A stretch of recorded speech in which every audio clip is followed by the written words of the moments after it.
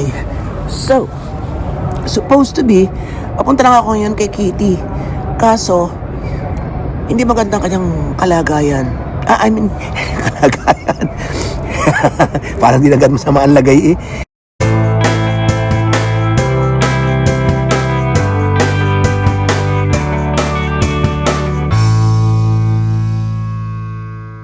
Hindi maganda ang kanyang kondisyon dahil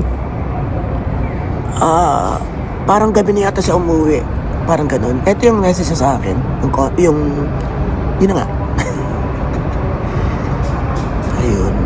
So bukas na natin siya babartagulin. Alam ko marami na excited. Yung walang script kung anong mangyari ko, nagganap yun. Diba, ganun lang naman talaga kami. Kung seryoso na kami, patawa pa rin kayo, kasalanan yan. Yun. And may nangyaring hindi maganda kay Wonder Nanay. So sa isang araw ko nasasabihin sa inyo kung ano yan. Nagka-chat na kami Diyos ko, lamig. Sobrang lamig. Ano naman yung kamay natin? Naglagay ako ng lotion pero parang ano pa rin.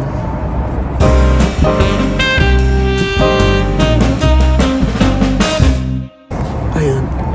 So sa isang araw na lang para buong vlog mapag-usapan natin yun. Ngayon, alam ko marami sa inyo yung curious sa mga presyohan dito sa Japan, yung latest. Because, kagaya ka ng sinabi ko kanina, ang lagi natin naririnig, siguro may mga 6 months na laging nagmahala na daw talaga. So, nung pumunta tayo rito ng Japan last October-November, yun na yun. Kaya, vinlog natin yung bigas, diba, yung presyo. At halos doble pala yung presyo na yun kumpara nung nakaraan. Which I could say na talagang totoo because, di ba nga 12 years tayo kulang-kulang dito. So, alam natin yung presyohan sa tagal na yun. Although mas malimi tayo na bumibili ng luto na kanin, syempre, yun, aware tayo sa mga prices. Ngayon, maraming tuwan-tuwa sa mga ganito. Kung ano yung presyohan dito ng mga... Punta muna tayo sa gulay. Kasi last year, yun ang maraming gustong malaman ng mga presyo dito ng mga gulay-gulay. Actually, naipost ko yun sa Facebook. Pero dito sa YouTube, hindi na ako nakagawa ng vlog. So, bago natin gawin yung na-promise ko na, kasi marami nag-request na gusto nilang makita yung anong pwedeng bilhin sa 7-Eleven dito, kumpara sa pwede kong bilhin sa Family Mart dito, kumpara sa pwede pang bilhin sa Lawson dito, at kung ano-ano pa. So, saka na yung mga convenience stores, punta muna tayo. Actually, gusto ko sana ng mga grocery items, pero unahin natin ang gulay-gulay. Okay?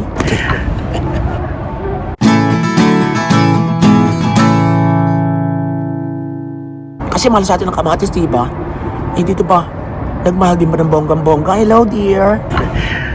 Super kembot. Ayun. Punta na tayo. Sisimple lang tayo. Pag medyo merong nakamata na parang, di gagano natin. I-vertical natin. Kasi yun pinaka-safe yung vertical. Dito kasi, alam na video ka eh. Yun hindi masyado. Tara na. Para kung mas mura dito, ay di pumunta ka rito bukas. Bumili ka ng talong, okra, at saka talbos ng, kamote kung may makikita ka. Balik ka rin sa hapon, sa Pilipinas. At sa kamura ka. Ay, okay, bilib sa inyo. Utakan lang, kailangan wise ka. Okay, pagkabili mo nito, balik ka sa hapon. Okay, tara. Dito tayo sa underground public market, and then after this, pupunta naman tayo sa Supa o supermarket. Tingnan natin kung mayroong malaking pagkakaiba sa presyo dito sa Japan.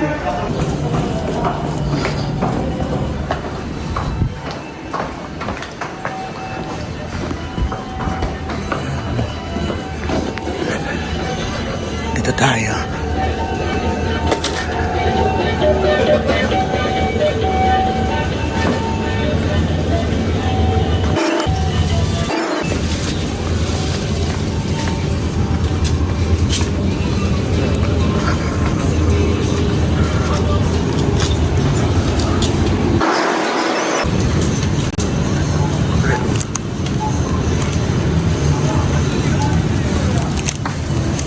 Presyo ng mga mushroom dito. Kamatis.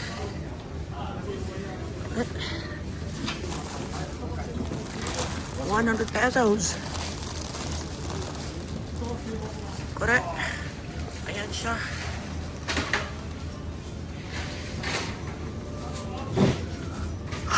Carrots na red. Yes, 158.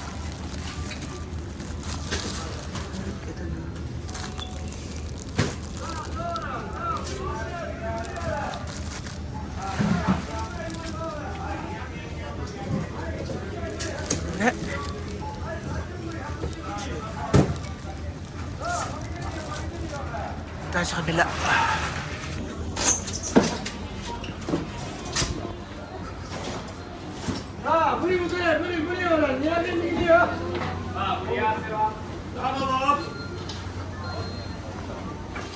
Yan, broccoli. This one ay charang. Diyos ko, I like charang.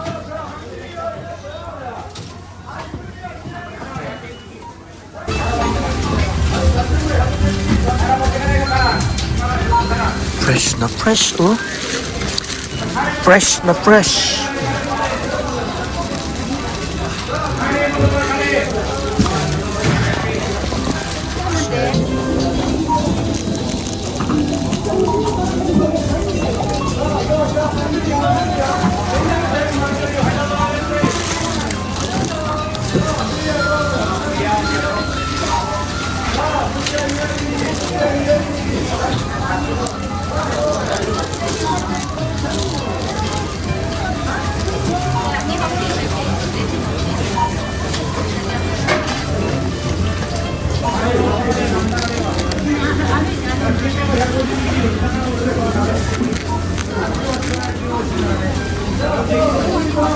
Ito yung naluto ng kapatid ng isang araw.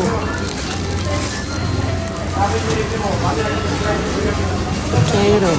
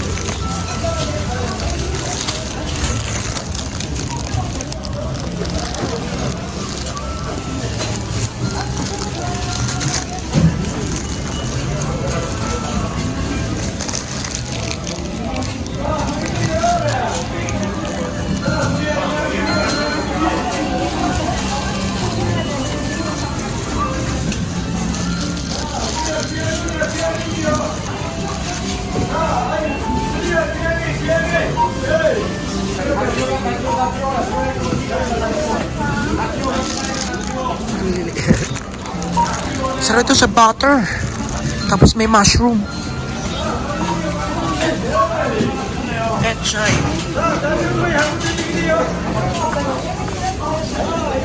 It's 99. Daikon.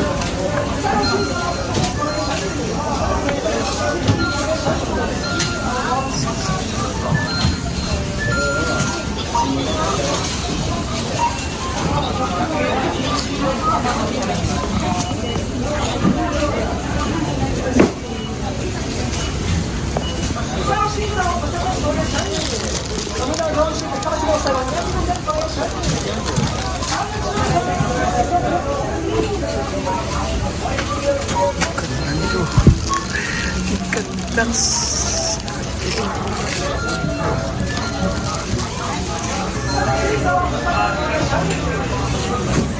Alin along. 5 butel. 199. Green na sile. 5 butel. 138. After ng mga talong dito, maraming variety. Merong sobrang mahal. Merong pangkaraniwan lang. Mga set ng kamatis. Ito ang bonggang-bongga. Hey.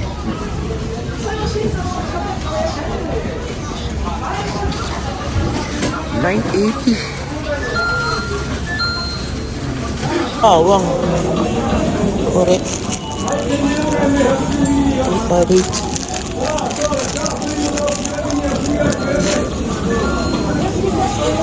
Kalabasa. Ano nga to?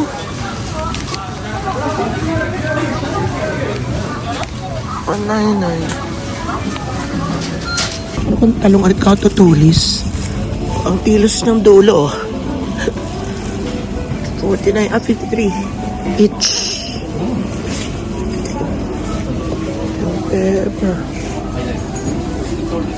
Parang laruan, oh. Parang laruan. Iba. Ay, pesos. Ito na tayo sa labas. Sa supermarket.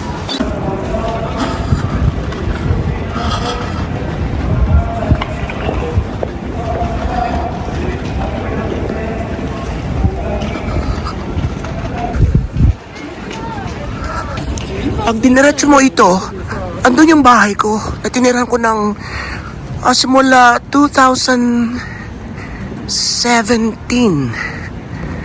So, umalis ako 2022, 5 years. Kulang ko ng 6 years. And dito ako lagi bumibili ng mga pagkain bago ako umuwi. So, para natin dari yung bahay ko at maiiyak ako. Okay, Dipato. Sa baba, okay, Supa.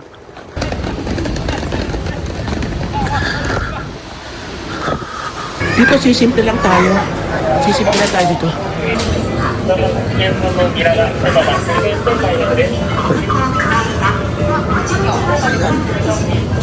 Sile. Apat ang tire. Talong. Ang marami siya. 5.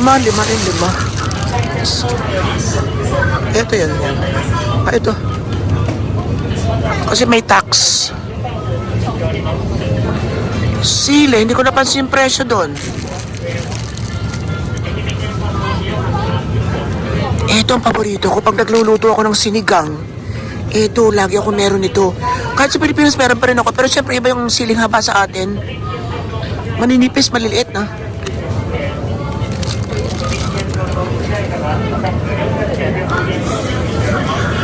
Kalabasa.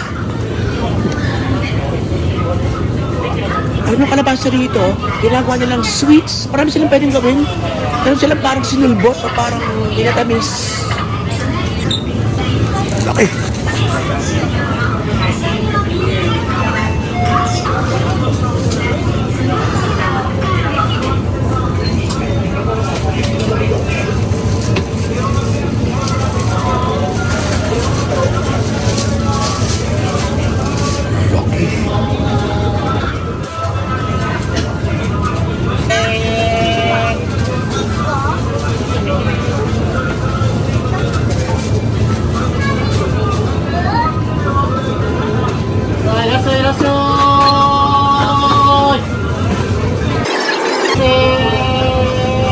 Alam niyo bang sweet potato ang tinatayo ng kalimitan dito sa Japan? O, at saka dito ang potato, ang daming ginagawang luto, ang daming style. Favorite? Ay naman, namimiss kita. Lagi ako meron ito kasi nasanay akong kumakain sa Thailand ng hilaw. So ito, binabanto ka lang na mainit na tubig. Yan.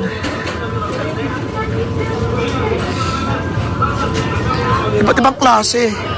And meron sila mga ready for salad. Yan.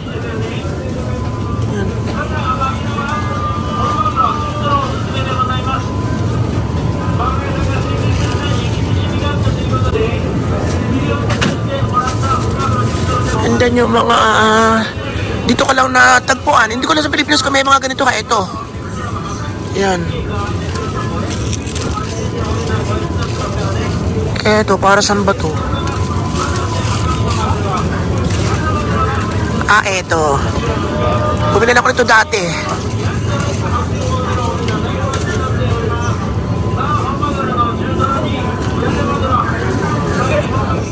Eto, sa atin naman meron din ito eh.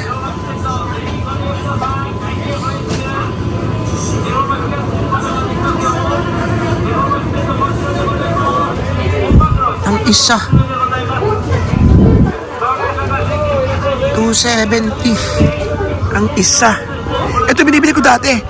Para talagang ano, talagang bonggang-bongga. Ito ay 134 ang isa.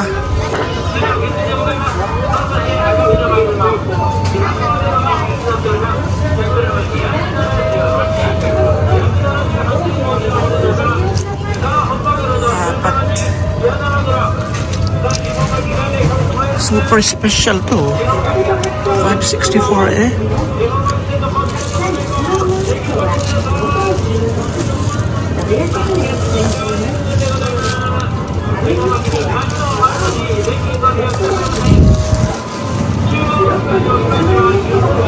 Ito yung binibili ko dati, tinry ko siya. Pero hindi rin, ano siya, shirataki white noodles. Diba shirataki rice ay balita na pang diet, diba?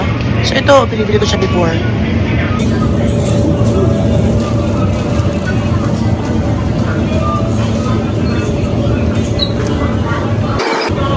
So, ang dami sa totoo lang, ang daming variety ng pagkain, ang daming nagagawa sa isang produkto dito sa Japan.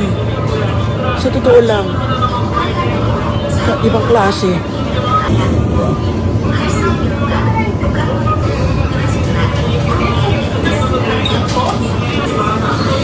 Oh, dami lang nagagawa. Sarap nito. Oh, oh. Diba? Ang dami ng chika. Oh. Oh. Oh. So, bongga talaga. Super bongga. Tap ako sa inyo. Horny na!